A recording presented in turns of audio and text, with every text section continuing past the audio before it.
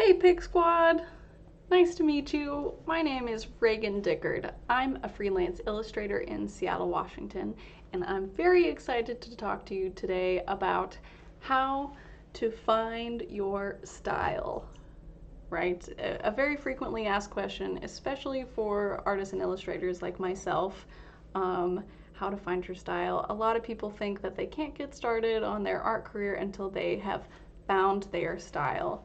Um, and I'm going to talk today about some exercises and self-reflections you can take to find a style that feels more you, that you can be confident in.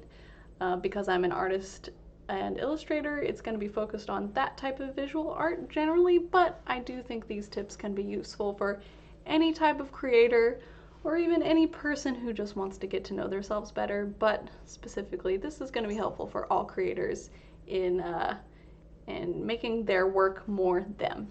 So before I get started, I want to tell you all what art style means to me. So I view art style as how you say what you want to say with your art. The how being the techniques, tools, visual elements that you use, and the what being the effect or reaction you want the audience to have on your art, right? So the how is the box of your art that it comes in, and the what is the little gift that the viewer, participant, whatever is getting. And like I said, people get really, it feels like, hung up on having a unique style, final style, so that they feel like, I've even heard some people say they don't want to study art because they want their art to be unique, and if they study art, then they're going to make art that looks like someone else. But to me, whether we want to or not, our art is going to be influenced by our inspirations, the outside world, art that we've seen in the past. So to make unique art, I believe it's much better to have a firm grasp on your inspirations and your resources and all of that, so that you can take those pieces and put it back together into something new. So I recommend for these following questions to ask yourself to grab a sketchbook or a notebook and to write these down so you can look back on it, so you can really break it apart, understand yourself better, and look back on it in the future. Highly recommend doing all these prompts in a sketchbook. So do some self-reflection to start to understand yourself first, right? If you want to make your art more you, you have to know yourself. So start by looking at, what are you all about? What's really important to you? What do you think are the elements that make you you? I might say plants, animals, happiness, right? That's what I'm all about. What makes you feel the things? What in art or in the world makes you feel something really, really strongly, whether that be happiness, sadness, what makes you cry, inspiration, what makes you laugh, what makes you react a specific way. You can also look at what kind of clothing and interior decor do you love, right? What's your personal aesthetic style? Sorry for using the word aesthetic.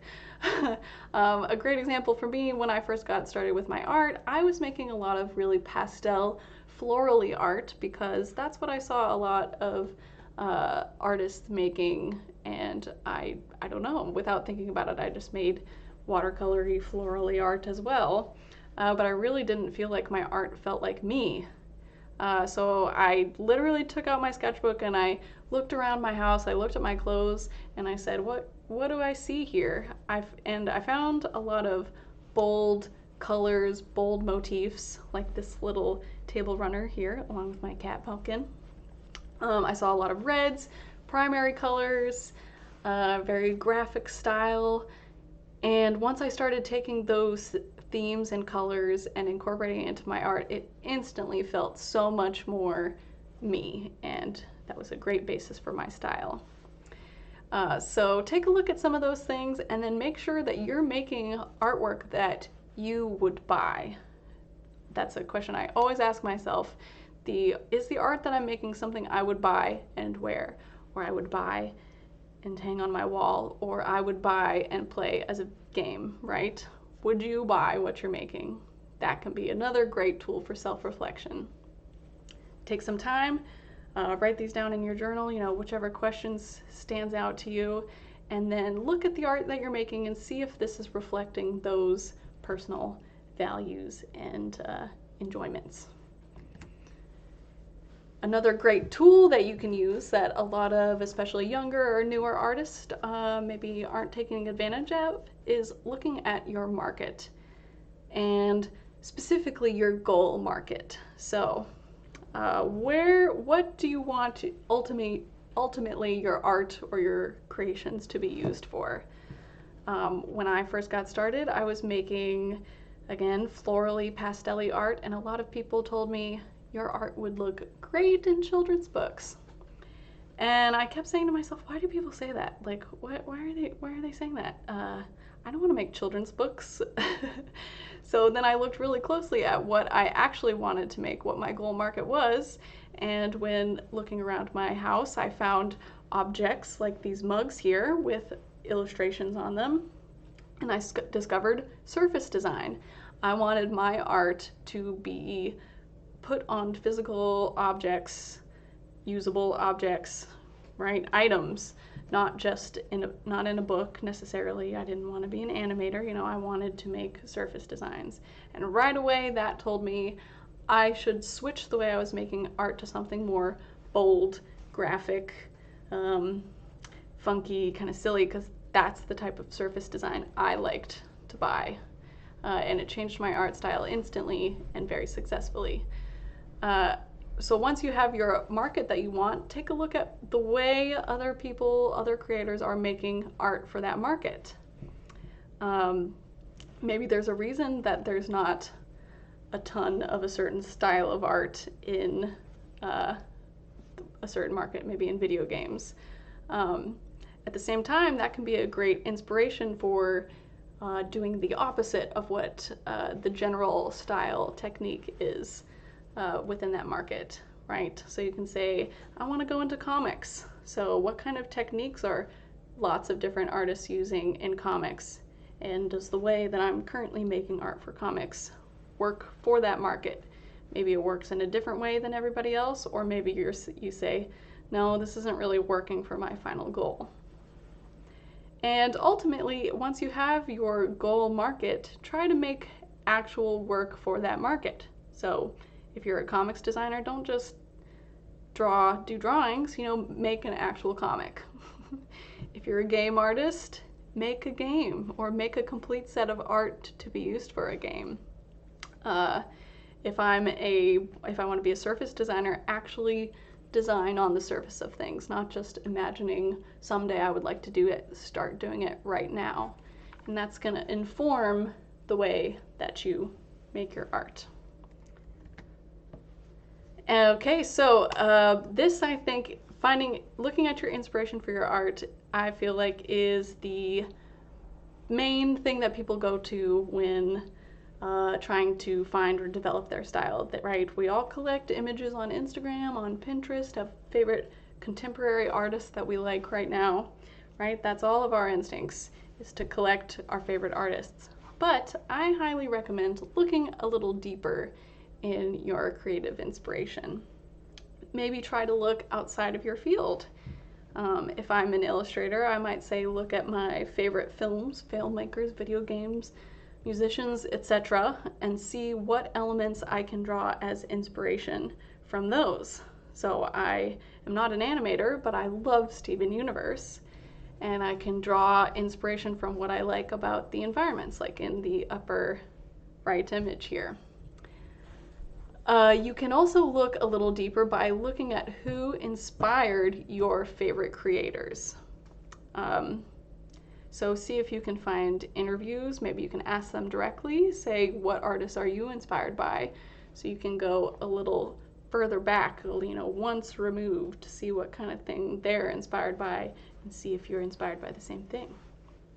And finally, find inspiration from living your life. Making art just inspired by other artists makes it feel very recycled, stale, ultimately just empty, lifeless, right? But if you are going out and living your life, going to museums, traveling, going to parties, having parties, spending time with your friends, doing sports, whatever makes you happy in life, and then drawing inspiration from real life, not just art life, can be a great way to put some more personality and ultimately style into your art. So be especially conscious of your inspirations in your work, and then use the different pieces to put together to something new. And of course, continue to practice.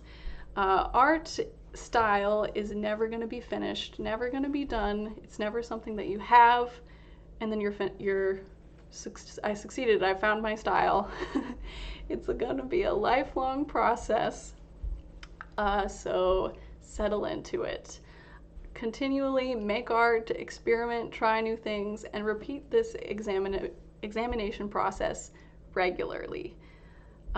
Strive to make the art that you wished existed as well. If there's something that you aren't seeing being made, then be the one to make that. And of course, keep making and make the things that you love. Don't wait for your style to just appear. Get in the habit of creating and finding it for yourself continually. So, in conclusion, know yourself, know your market, and know your inspirations as you continue to make. It's going to be a long process. It's going to be a lifelong process, and that's what's great about it. Just keep going and have fun finding your style. Thank you so much for watching. This article is from, this topic is from an article I wrote for my Patreons as part of the Arty Business series on my Patreon. I've written a series of 10 articles on topics like social media, selling an artist alley, and branding yourself, and this style topic here, which you can read for this one for free at patreon.com/Ragonia. There's a couple free ones there, and you can check it out if you like this kind of topic. And of course, follow me on Instagram, Twitch, Twitter, at Ragonia_. I'd love to get to know you all more, hang out, and yeah, take care of yourselves, guys. It's a crazy time, and enjoy the rest of the Pig Squad talks. Thanks for having me, guys. Bye. Bye-bye.